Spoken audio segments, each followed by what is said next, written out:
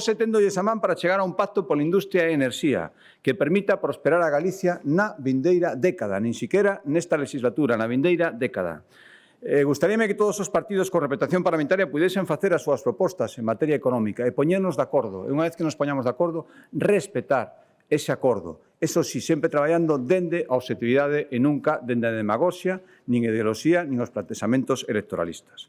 Hai que ser realista, realista en positivo, responsable, afastado, como decía, da demagoxia. Isto require, dende logo, máis esforzo e máis reflexión que as posturas fáciles de decir que non, pero tamén son moito máis útiles para a nosa terra. Alternativas que fuxan das eternas negativas.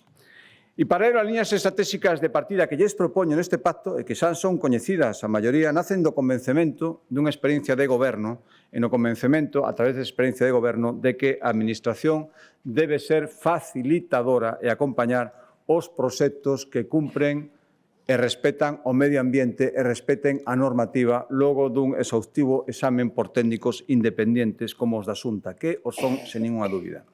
Por tanto, propoño que tramitemos nun prazo máximo dun ano todos os proxectos que creen como mínimo 25 ou máis empregos e que traen consigo un investimento mínimo de 2 millóns de euros. Saben que non somos moi ambiciosos, haberá proxectos de moito máis cartos, pero partamos dunha base realista e asumible. E se non cumprimos, que lle indemnicemos aos promotores que, sin culpa, ven como non se cumpre ese prazo máximo dun ano.